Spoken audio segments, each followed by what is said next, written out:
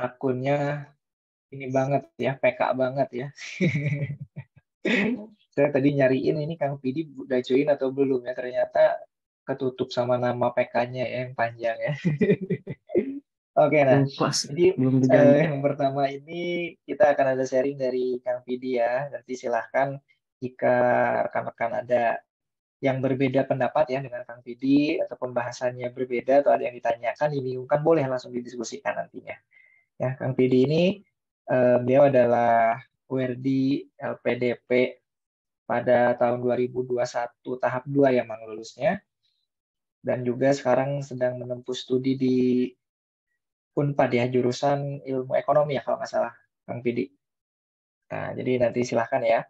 Untuk pemateri kedua nanti akan disajikan setelah Kang Vidi ya dikenalkannya. Oke, mungkin kita langsung saja ya, biar lebih efektif juga. Silahkan bagi Kang Vidi ada waktu 20 sampai 30 menit ya untuk membahas eh, soal-soal yang kemarin disimulasikan. Khusus untuk Kang Vidi ini, beliau akan membahas tentang pemecahan masalah. Nah, pemecahan masalah ini salah satu poinnya perlu ketelitian dan juga hati-hati ya, karena nanti ini di akhir juga diujikannya ya kalau dalam seleksi yang aslinya. Oke, silahkan Kang Pidi, bisa dimulai saja. Saya berikan waktu untuk Kang Pidi. Baik, terima kasih. Sebelum terima kasih, saya mau tes dulu. Suara saya udah jelas. Aman, aman, aman. Suaranya nggak Udah kedengeran, ya. Kak. Oh, nggak kedengeran. Bisa Oke, kedengeran, aman. bagaimana dengan Coba. sekarang? Yang Kalau di lainnya gimana? kalau di saya udah sih. Oke, Jelas, Kang. jelas ya. Udah. Udah oke. Baik, baik, Bismillah. Terima kasih buat Kang Dimas atas waktu dan kesempatannya dan terima kasih juga ya atas kesempatan yang diberikan. Baik, sekali lagi sebelum dimulai saya ucapkan terima kasih, ucapkan selamat bagi Kang Teteh yang sudah menempuh jalur atau seleksi administrasi ya, dan mungkin yang tidak melampirkan LOE kita akan bertemu di seleksi TBS seperti itu. Oke, tapi saya ingin lebih ke diskusi aja ya Kang Teteh semuanya untuk bahas soal ini karena saya juga memang ada juga sih beberapa soal yang memang tidak dijawab. Jadi kita lebih baik diskusi aja lah seperti itu. Karena saya juga tidak pandai juga dalam menjawab persoalan, terutama persoalan hidup ya. Oke, saya coba saya screen dulu ya. Untuk layarnya sudah ada ya, sudah tampil ya Kang Teta ya. Aman, aman, Oke, sudah tampil. aman. Oke, ya. Ini nanti eh, untuk diskusinya langsung per soal aja ya, biar nggak kelupaan juga, biar langsung clear kayak gitu untuk pembahasannya. Oke, silahkan untuk yang jawaban ke satu ya. Ini ada bacaan soal nomor 1 nomor 7 dan saya pun sudah yakin ya akan kita sudah baca juga kan sudah mengisi juga, tapi tidak salahnya coba bisa dibaca kembali dan nanti kita bahas bersama-sama. Dan jika ada yang sudah punya jawaban boleh ya langsung disampaikan aja. Kita lebih ke review aja lah untuk soal pembahasan malam kali ini.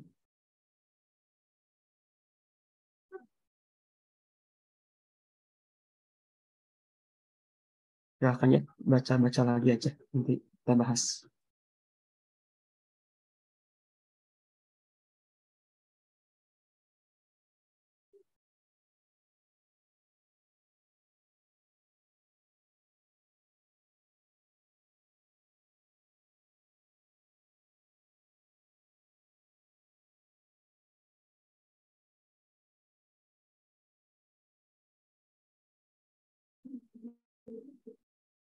Ini kalau soal kayak gini bisa langsung ke pertanyaannya aja ya.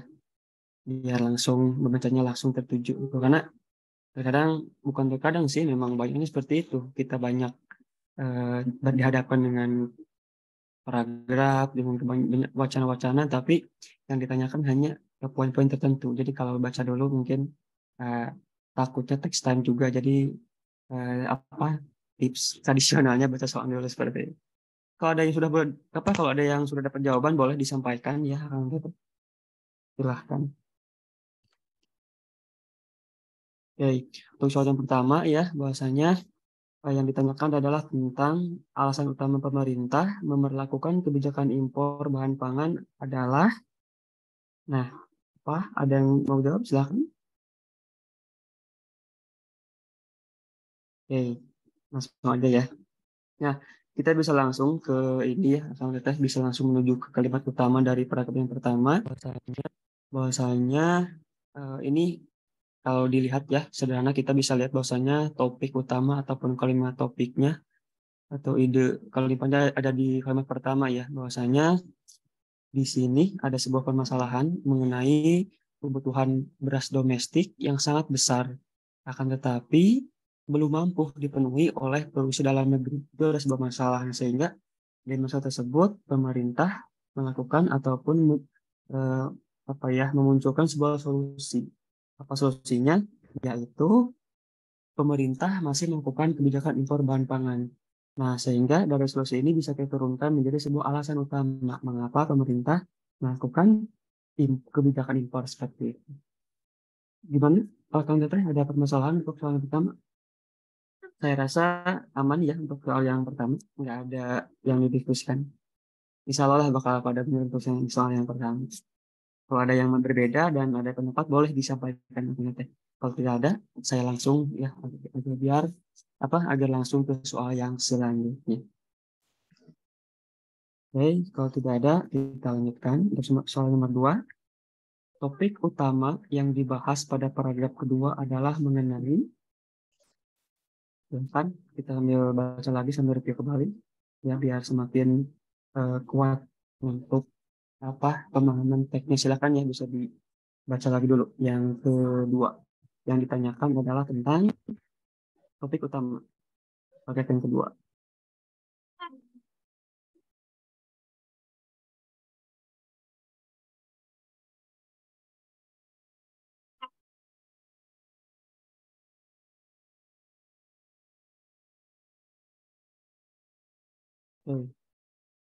Saya rasa sudah ya, karena kalimatnya masih sedikit.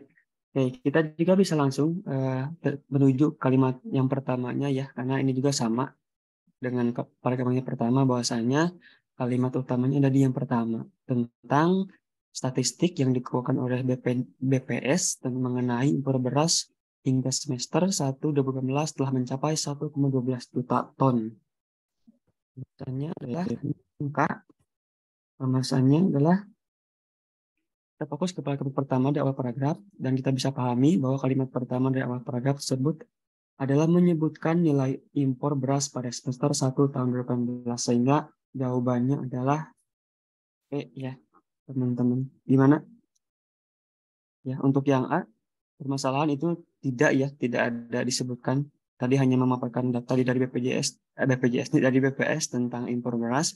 Kemudian juga yang kedua, rumitnya birokrasi ini juga tidak disebutkan juga. Dan yang ketiga, naiknya harga beras ini tidak ada mengenai price, dan juga pengurangan volume untuk poin D itu juga tidak ada ya, tidak ada yang membahas mengenai pengurangan volume. Sehingga kita sudah pasti ya, kita sudah yakin jawabannya adalah melonjaknya jumlah nilai impor beras pada semester 1 tahun 2018 hingga mencapai 1,12 ton jika ditotal secara keseluruhan. Silakan, ada yang mau disanggah?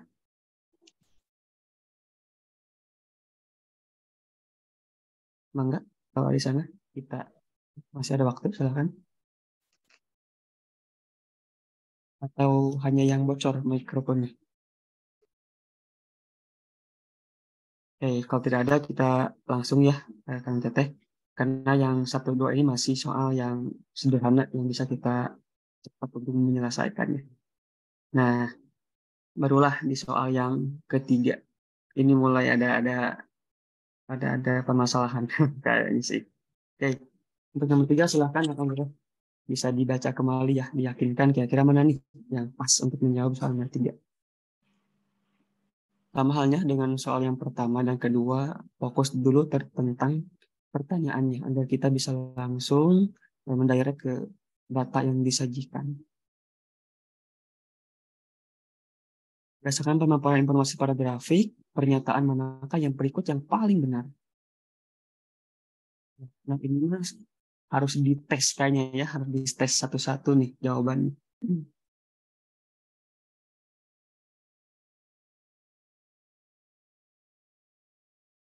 Apakah ada yang mau menjawab? Boleh ya, kalau ada yang mau menjawab juga, silahkan. Biar seru juga untuk membahas ini.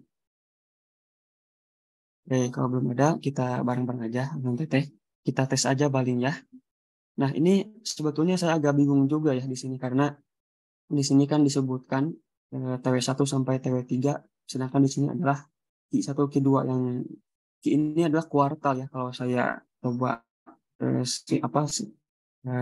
permudah, bahwasanya triwulan itu sama dengan kuartal. Ini tolong disanggah kalau saya salah. Jadi untuk penggunaan di sini yang agak sedikit membingungkan antara TW dan Q, tapi pada artinya nih sama, triwulan itu sama dengan kuartal. Sehingga hasilnya seperti ini. Kalau coba mau turunkan dulu tentang penjelasan dari kuartal dan triwulan itu. Kuartal pertama, kuartal kedua, kuartal ketiga, dan kuartal keempat. Nah, namun yang menjadi permasalahan adalah ini, apakah TW1, TW3 ini, apakah yang baris ini, bar ini ya, bar satu ini, yang ini dan yang tiga ini, apakah itu atau bukan? Nah, sehingga ini agak bingung juga bagi saya. Tapi kalau menurut saya, ini kita coba bereskan dulu teman-teman ya, agar tidak salah juga nanti secara paham bareng-bareng. Nah, kalau menurut saya mah, yang ini tuh bukan TW1 ya, yang ini tuh, tapi melainkan kuartal 1 dari bulan ke-1, ini bulan kedua, ini bulan ketiga. Dan ini pun sama. Dan ini pun sama. Ini adalah yang yang disurveinya tentang kuartal keempat bulan ke-1. Berarti kalau kuartal keempat bulan ke-1 itu adalah Oktober ya. Yang ini Oktober, November, Desember. Jadi ini bukan TW1, TW2, TW3. Begitupun seterusnya yang di sini. Nah, itu yang saya pahami. Yang teman-teman gimana? Gitu enggak?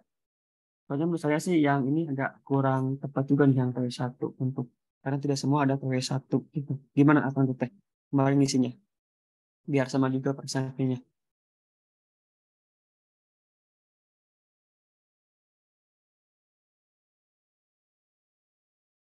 Ya kan ada yang mau ini berbagi karena kalau diambil yang ini ya ini akan berbeda sih dari juga berbeda dengan di sini.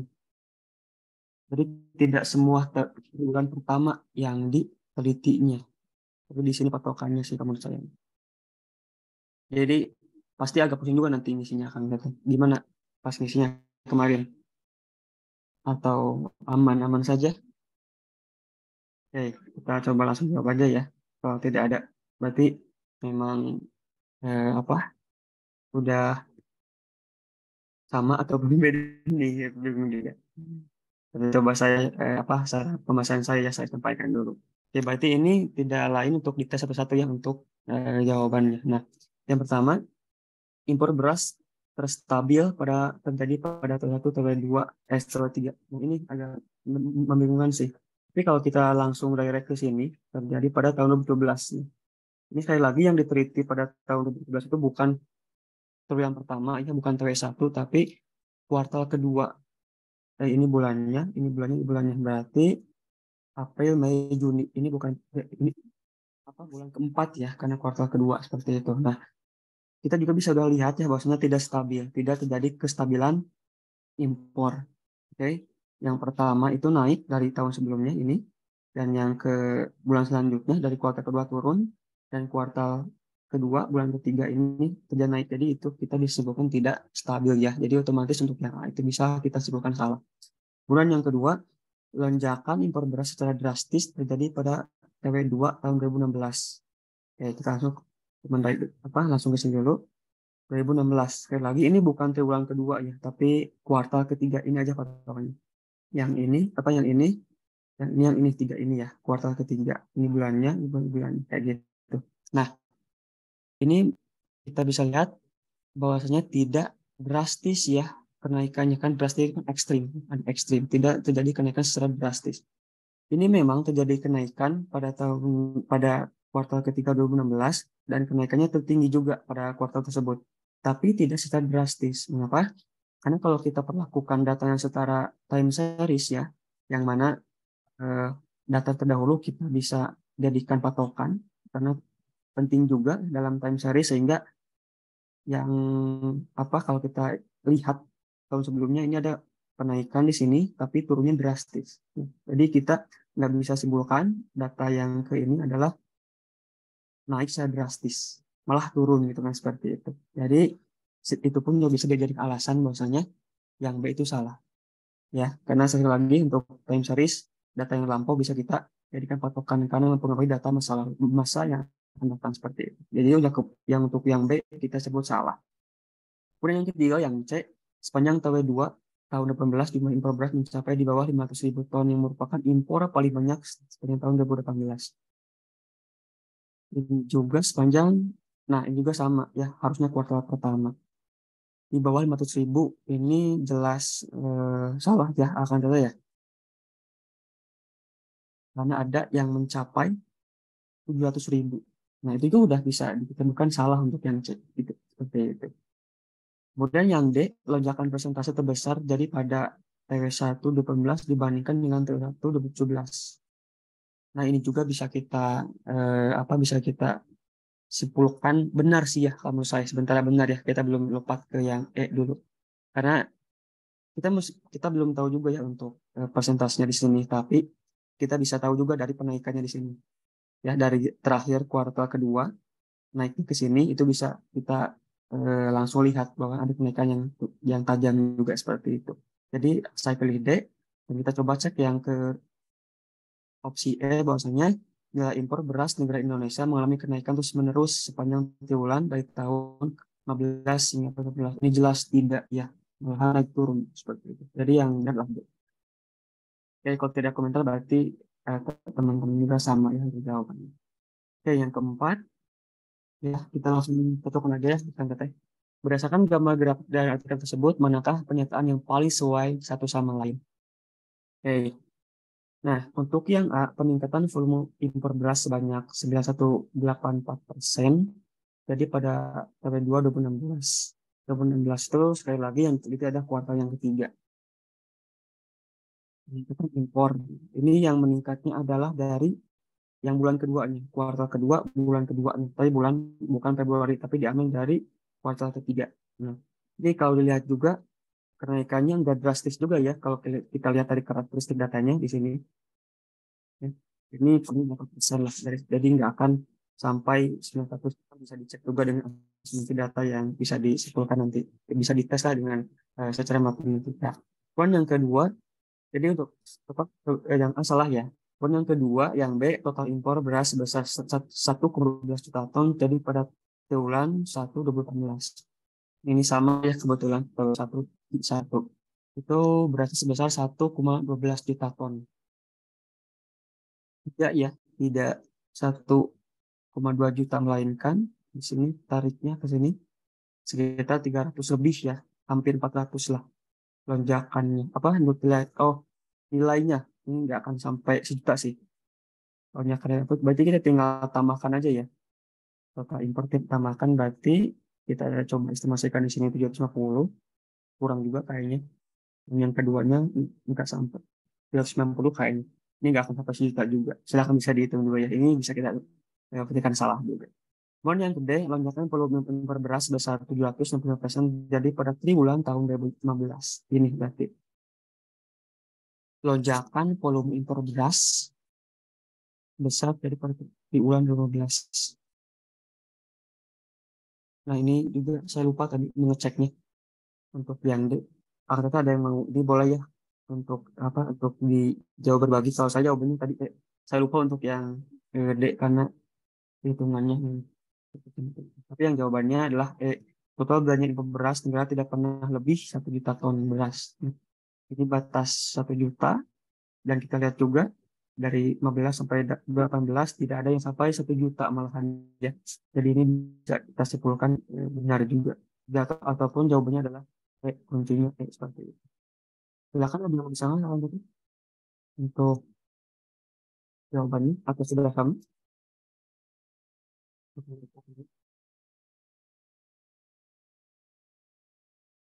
Kang, izin bertanya, Kang. Oke, kalau tidak ada, ya boleh mangga. Ini Kang, kan yang di sebelah itu kan tahun 2015. Nah, yang ada di diagram yang satu laginya itu kan nggak ada di bawahnya tuh tahun. Berarti masih tahun 2015. Yang di sebelah kuartal 1 tahun Yang 2015. Nah, yang ini tuh kan di bawahnya tuh nggak ada tahun. Itu masih mm-mm. tahun 2015. Oh, yang ini teh ya, yang kedua ini ya, yang Yang keempat ya. nggak ada tahunnya itu. Ini Yang di yang enggak ada tahun. Yang ini kan teh ya, ya ya yang yang ini kosong. bukan. Mm-mm. Berarti masih di tahun 2015 Yang ya, ini Kang? ya. Mm-mm. Terus yang di tahun kuartal 1 tahun Oh, yang 2018 mm-mm. di sebelah kanannya itu kan kosong juga apanya. Itu masih tahun Sebelah kanannya 2018. ya, Iya, yang saya kurang untuk pertanyaannya. Yang sebelah kanan yang mana ya? Mohon maaf. yang nggak Yang ada bawahnya ini tahun. bukan. Kalau yang ini yang enggak ada tahunnya. Iya kan Yang di enggak ada sebelah tahunnya. yang di bawah grafik, di bawah grafik itu. Yang ini Itu ya, kan ini bukan ada di sebelahnya itu kan kursor nggak saya. ada. Berarti masih tahun Mm-mm. 2015. Oh, ini ya. Iya, Oke. iya Kak. Ini kan yang Iya, ini iya tuh ya. iya. Ya, ini betul teh. Karena kan tadi Oh, kita sudah ini ya, sudah apa disederhanakan lah istilahnya bahwasanya kuartal tiap kuartal itu memiliki periode 3 bulan. Nah, untuk kuartal 1 ini adalah Januari, ini Februari, ini Maret. Nah, sehingga yang dua ini masih masuk ke tahun 2015. Sama halnya dengan ini. Ini juga sama kuartal keempat berarti dihitungnya dari bulan Oktober. Ini Oktober, ini November, ini Desember. Jadi masih tahun 2015. Karena per kuartal ada 3 bulan. Sama halnya dengan ini. Ini juga sama. Ini 16, ini 15, ini 17, 17, ini juga 18. Seperti itu, Pak. iya, Kak. Oke Kak. Ini patokannya. Sudah jelas, teh? Udah Kak. Terima Oke. kasih. Kita lanjutkan ya untuk soal ya. Oke, baik. Terima kasih juga atas pertanyaannya. Oke, yang kelima, ya, kita masih dibahas tentang grafik. Nah, soalnya adalah jika tidak terjadi impor beras pada tahun 2018, manakah pernyataan berikut yang paling mungkin benar? Oke, berarti kita tinggal di-tap aja yang tahun 2018-nya, sehingga hanya ada data 2015 hingga 2017. Nah, ini juga saya agak takut keliru juga ya, nggak yakin juga nih untuk jawabannya. Nanti akan kita boleh saling melengkapi juga ya untuk jawabannya, untuk pembahasannya. Yang A, lonjakan pengeluaran paling besar untuk impor beras terjadi pada triwulan 1 tahun 2016 dan 4 2015.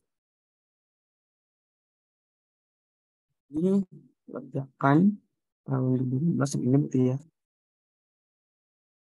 Ini tidak, nah ini kita juga sudah bisa lihat ya bahwasanya tidak ada pengeluaran yang paling besar pada tahun 2016 ini. Malahan turun ya. Yang tadinya 2016 naik naik drastis dari sebelumnya, kuartal sebelumnya, tahun-tahun yang sama, dan tahun 16 malah turun drastis. Sehingga ini salah. Ya. Maka lebih tidak ada pengeluaran yang lebih besar untuk impornya. Jadi kita nggak perlu uji untuk yang ini. Untuk yang tahun 15 nih, karena udah salah di sini. Kemudian yang ke B, TW1 dari tahun ke tahun tidak mengalami lonjakan beras yang selalu signifikan. Nah, ini juga sebetulnya saya sendiri benar sih, bisa disebut benar. Mengapa? Karena di sini tersedia data bahwasanya pada tahun triwulan pertama, pada tahun 2012 itu memang angkanya di bawah 500 di sorry. Ini kayaknya keliru juga nih ya soalnya. Karena di sini sebutkan juga di bawah 100 juta ton. Berarti sedangkan di sini juga sama ya. Nggak ada yang sampai 100 juta ton ya kan. Nah, angkanya. Berarti untuk yang B langsung kita bisa cut. Kemudian yang ketiga, pada TW15 ya, tahun 15 sampai 17 jumlah nominal impor beras di bawah 40 juta USD. Berarti yang kita ambil data yang ini ya, 2016 dan 2017 di bulan kedua. Nah, sekali lagi ya, ini tidak ada apa survei tentang triwulan kedua di tahun 2015 yang ada kuartal keempat. Jadi kita bisa sebut ini salah ya. Karena tidak ada kuartal kedua. Ini ada kuartal 1 dan kuartal keempat di tahun 2012. Ini cukup pusing juga untuk membedakan kuartal-kuartal dan triwulannya. Kata kita juga. Jadi kita bisa sebutkan salah juga untuk yang C. Kemudian yang kedua, jumlah impor beras terendah terjadi pada triwulan ketiga tahun 2015. Nah, ini juga saya jawab ini ya, jawab ini. Tapi ragu untuk TW ininya karena tidak ada TW ketiga.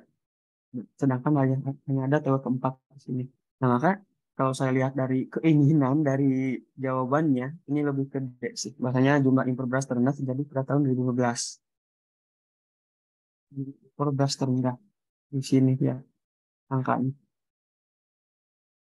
Kuartal ke-1 berarti ini ya, bukan kuartal ketiga harusnya. Ini ya, nah, di sini untuk D. Sehingga untuk yang ke F, penurunan jumlah impor beras dari peraturan 16, ini protokol yang sama tidak sudah bisa disebut salah ya angkanya ya. Ada yang mau disampaikan kembali? Silahkan. Ini masih nomor 5 ya. Kalau tidak ada, Halo, kita langsung ya. aku mau nanya Kak terkait Ya, boleh eh, silakan. masalah TW sama kuartal ini. Sebenarnya aku juga ragu kemarin gimana menentukan TW1, TW2, Ya, TW3 sama boleh. kuartal itu sama atau enggak. Jadi kalau aku nomor 5 emang jawab D juga, Kak. Oke. Aku mikirnya kan aku nggak ngerti banget gitu kan. Jadi aku Oke. mikirnya kayak gini aja. Kalau dalam 1 tahun itu ada em, empat empat triwulan itu kalau nggak salah 3 bulan per 3 bulan ya, Kak. Jadi aku bagi gitu aja 12 Ya, bagi 3 berarti ada 4 triwulan dalam 1 tahun. Nah, jadi tiap tahun yang di grafik ini itu dari TW1 sampai TW4 itu ada 2015 sampai 2017, sedangkan yang data 2018 cuma sampai TW2. Nah, aku nyimpulin kalau kuartal itu sama aja itu sama TW. ya. Jadi kalau misalnya jawabannya D, itu jumlah impor beras terendah jadi TW3.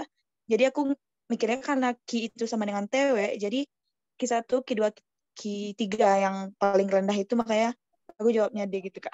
Aku mikirnya kayak gitu kemarin. Kasih, Kak. Oke. Siap, terima kasih Kak atas ilmunya juga.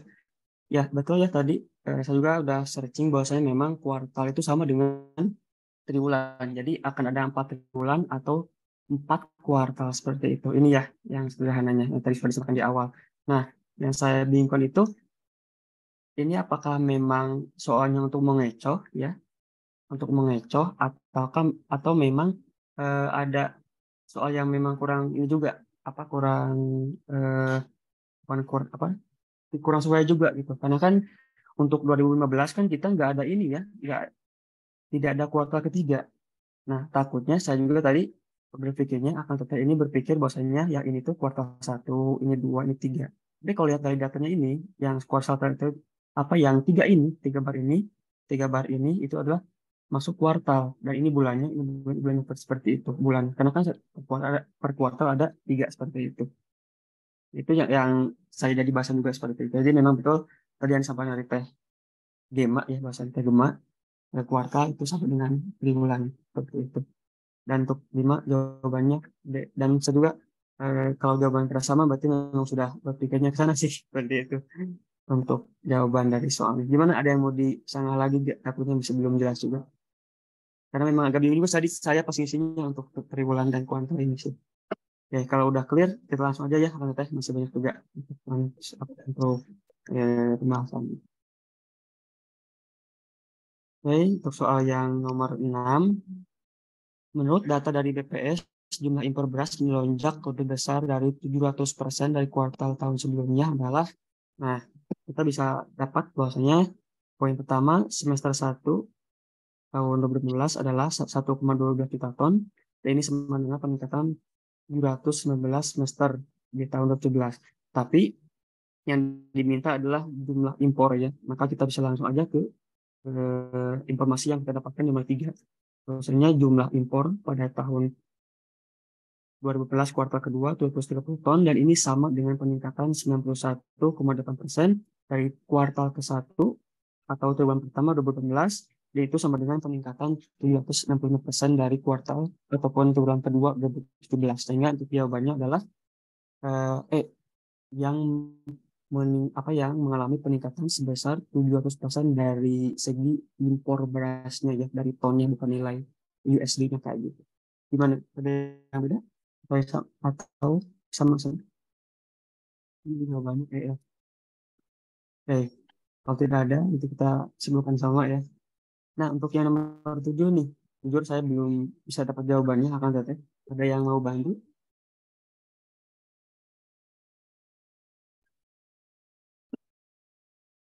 Silahkan, saya juga agak kebingungan nih di nomor 7. Kalau saya sih tadi jawabnya masih sama di triwulan kedua tahun 2018 yang memang mengalami nilai impor yang lonjakan tahun sebelumnya.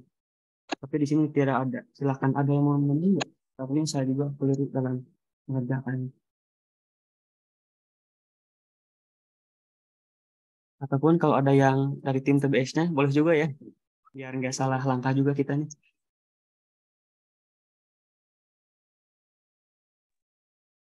Kang Pidi maksimal 10 menit lagi ya. Gimana?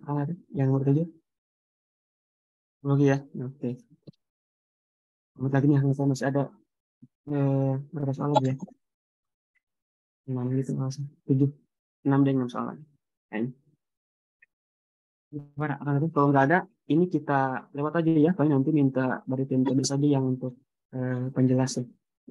Karena kalau saya sih opsinya masih sama dengan yang ini.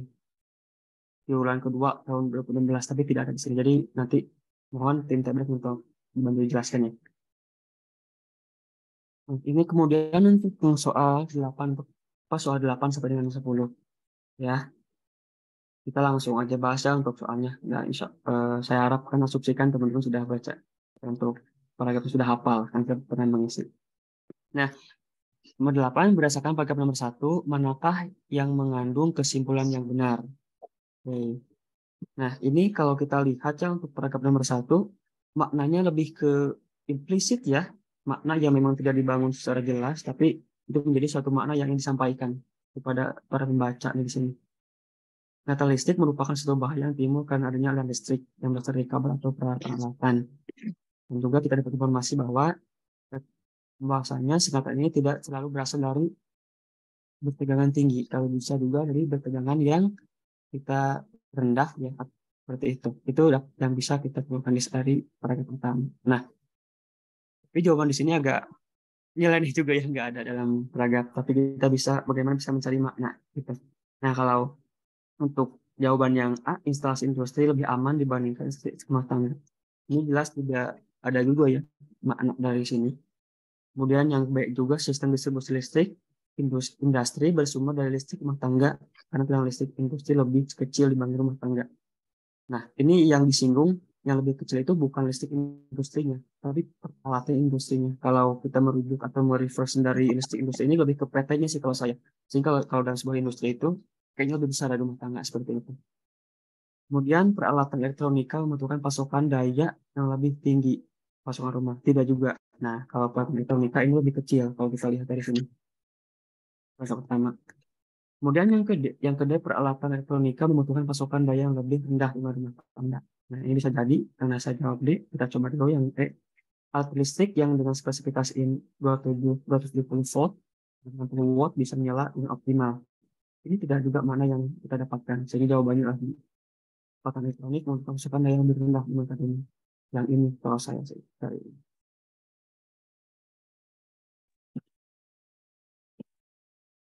Sama angka semua?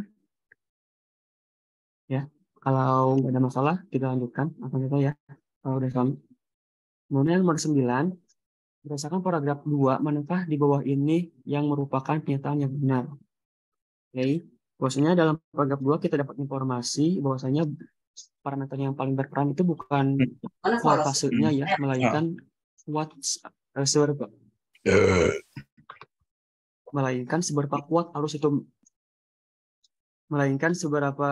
arus itu mengalir.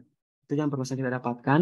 Kemudian juga dalam arus yang mengalir itu ada hukum Ohm atau OHM ya, kita bahasanya yang ini. Dan juga ada hambatan ketika arus mengalir. Itu yang kita bisa dapatkan di perkara yang kedua. Sehingga yang kita dapatkan, kita perlu mempertimbangkan ya bahwasanya hukum OHM lah disebut, itu hubungan tegangan arus dengan hambatan listrik. Jadi semakin besar hambatan, maka semakin besar pula tegangan arus dan sebaliknya.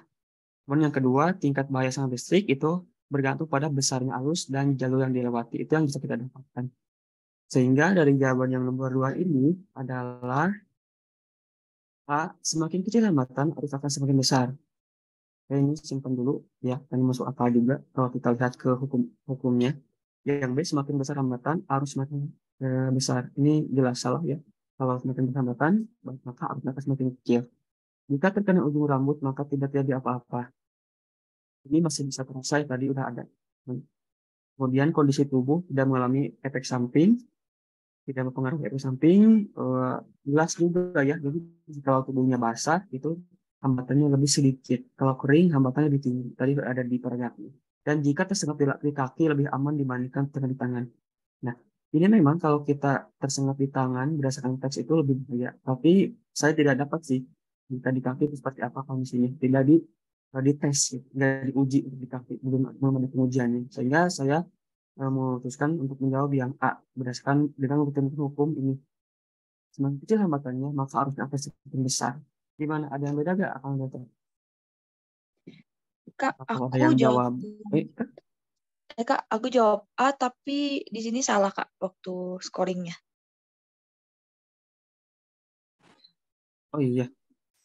Oh, saya lupa saya lupa untuk menyampaikan teman. Kalau dikunci itu memang ini ya, memang sih teh. Memang dikunci itu. Tapi dari saya sendiri dengan melihat hukum ini tadi yang sudah dipaparkan lebih ke A jadinya gitu. Aku yang lain gimana? Ada yang mau menambahkan juga gak? Atau mau tim TBS juga mau menyampaikan? Halo Kang. Atau saya yang salah? Iya, silakan, Teh Mangga. Kalau saya jawabnya yang B, Kang. Karena seingat saya emang hukum Ohm itu semakin besar hambatannya tuh arusnya semakin yang A jawabannya. Wait. Oh, berarti yang A sama Teh ya? Bentar. Gak jadi deh, Kang. Sorry. Silakan, Sengaja. Mangga. Ya, jadi bahwasanya yang saya dapatkan tentang hukum Ohm ini ya, jadi kalau hambatannya lebih besar, maka tegangannya akan semakin kecil. Kalau hambatannya semakin kecil, maka arusnya akan semakin besar. Kan tidak ada penghalang seperti itu sederhananya. Sehingga bisa jawab seperti itu. Yang lainnya gimana? Ada yang ini juga gak? Silahkan ya, teman-teman biar clear juga. Atau mau kaitan ke biasanya ada mau sampaikan juga boleh ya. Karena ada dua jawaban nih. Kalau dikunci juga tadi sih. Makanya saya ingin diskusi aja yaitu jawabannya kayak gitu. Gimana? Akan lihat. Kalau nanti minta dari tim pengisi soal untuk menjelaskan paling ya. Jadi PR aja ya. Nanti saya coba sampaikan untuk soal-soal yang menjadi diskusi nanti dicari untuk jawaban yang benar nih. Karena waktu kita terbatas sangat ya. Terima kasih atas atas sharingnya. Kita lanjutkan. Nah, untuk yang ketiga, untuk yang 10 saya juga belum bisa jawab ya, akan teteh, karena saya bingung juga sih. Karena kan di sini yang ditanyakan tentang jika seseorang tersengat listrik. Ya, saya berpikir akibatnya dari tersengat seorang listrik itu kenapa? Tapi di sini saya nggak mendapatkan. Kira ada yang ini nggak berbagi nggak jawabannya? Ya, pusing juga saya. Masih ada waktu Kang Dimas? Takut kelewatan juga.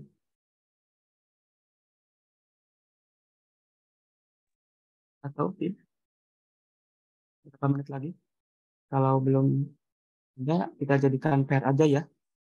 Kalau teteh tadi nomor 9, 10 sama yang di atas itu. Oke. Kalau tidak ada yang menambahkan, kita ini sekali lagi kita lewat. Kita jadikan PR buat dari tim untuk menjelaskannya untuk soal. Karena saya juga nggak bisa menjawab yang memang nggak bisa kayak gitu. Kemudian yang ke nomor 11, di sini ada soal ya ditampilkan tentang data juga.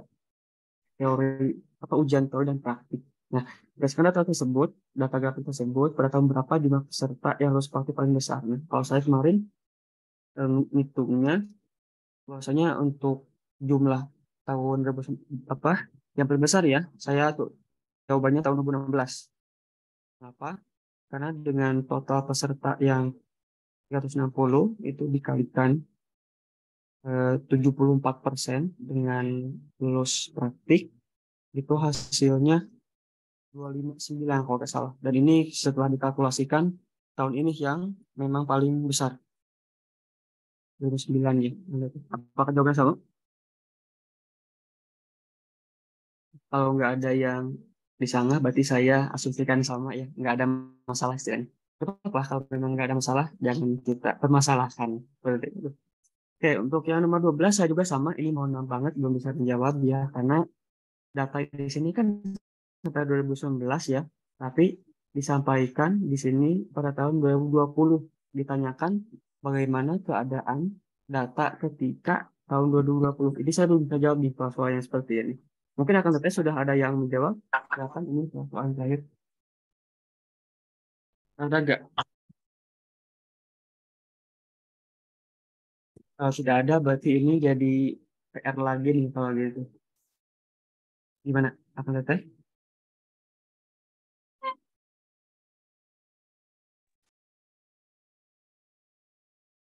Masih ada waktu, Kang Dimas? Atau tim? Udah Kalau sudah cukup, habis emang berarti ini yang waktunya. terjawab kita. Mas ya? Oke. Oke. Baik, Kang Teh, kalau memang sudah habis, kita cukupkan saja paling ya. Nanti soal yang memang nggak bisa saya jawab, nanti kita sampaikan lagi ke tim untuk bisa segera disampaikan jawabannya. Ya, karena saya juga ada ingin diskusi aja, karena nggak bisa juga kayak gitu. Baik, terima kasih Kang Teteh atas perhatiannya. Mohon maaf atas segala kekurangannya. Saya kembalikan lagi ke Kang Dimas. Mangga, Kang Dimas, terima kasih. Oke, siap. Makasih ya buat Kang Pidi ya. Nah, sekarang kita masuk ke sesi kedua ya. Sebentar. Nah, nanti untuk recordnya itu akan dilihat juga ya, bisa dilihat di YouTube-nya Saung LPDP kayak gitu. Nah, mungkin di sini kita lanjut ya. Kalau tadi kan udah bahas tentang pemecahan masalah ya. Jadi pemecahan masalah ini nanti posisinya akan di akhir. Nah, salah satu kendala paling besarnya dari pemecahan masalah ini adalah bagaimana menjaga fokus gitu. Karena terakhir banyak teks dan waktunya yang terbatas. Nah, jadi nanti ketika mengerjakan pemecahan masalah, yang paling pertama sih gimana caranya dari rekan-rekan semua bisa fokus, jangan terlalu banyak baca teksnya, tapi langsung to the point saja ke soalnya dulu gitu. Itu yang paling umum sih. Karena kalau misalkan baca teks yang disajikannya itu malah nanti akan kebanyakan terbuang waktunya di situ kayak gitu. Ya, nah sekarang kita yang kedua ya, ada dari Kang Rizky. Kang Rizky ini kemarin diterima LPDP-nya di 2022 ya, Kang Rizky. 2022 tahap kedua ya, kalau saya nggak salah, tahap kedua. diterima di UGM ya, Kang Rizky? Iya, di Magister Sains Akuntansi. Oke, nah nanti Kang Rizky ini akan sharing tentang verbal mungkin ya kan. Nah, silahkan Iya. nanti bisa disimak untuk verbalnya. Nah, kalau misalkan nanti ada yang mau ditanyakan, bisa ya disiapkan juga pertanyaannya. Oke, mungkin untuk Kang Rizky, silahkan ada 30-40 menit ya waktu untuk sharingnya, silahkan dimanfaatkan. Kalau misalkan yang ringan-ringan bisa disekilas, untuk yang berat-berat mungkin bisa diperdalam pembahasannya. Oke, silahkan Kang Oke, Rizky. selamat malam semuanya. Assalamualaikum warahmatullahi wabarakatuh. Shalom, Om Swastiastu, Namo Buddhaya, salam kebajikan, salam sejahtera untuk kita semuanya. Yang saya hormati Mas Dimas Febriansyah selaku moderator pada malam hari ini, Kang Widi Apriyadi dan teman-teman Saung LPDP serta teman-teman peserta mentorship Saung LPDP seperti itu. Sebelumnya saya ucapkan selamat atas keberhasilan teman-teman peserta mentorship di sini yang sudah melewati tahap administrasi dan lolos untuk ke tahap TBS untuk yang non LOA dan juga tahap seleksi substansi atau wawancara untuk yang menggunakan LOA. Nah, saya doakan semoga teman-teman semuanya menjadi rezeki di tahun ini, di batch 1 ini untuk lolos ke menjadi award di LPDP dan diterima sesuai dengan pilihan kampus. Seperti itu. Amin ya Rabbal Alamin. Nah, terkait dengan TBS ini merupakan hal yang menurut saya cukup ini ya, cukup perlu diperjuangkan sekali karena ini merupakan hal yang sangat sulit, bagian tes yang sangat sulit menurut saya seperti itu TBS. Nah, caranya adalah memang tidak lain tidak bukan adalah dengan selalu berlatih setiap harinya menghadapi soal-soal TBS. Nah, seperti yang dulu pernah saya sampaikan di TBS ini teman-teman bisa berlatih dengan model-model soal psikotes maupun soal-soal CPNS seperti itu.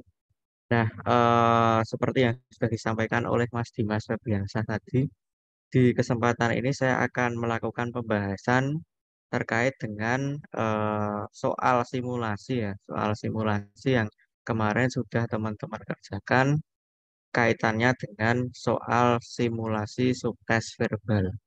Nah, tentu ini nantinya tidak akan lama, tidak akan sampai 30 sampai 40 menit karena tes verbal ini menurut saya adalah yang cukup mudah seperti itu. Jadi di awal-awal cukup mudah.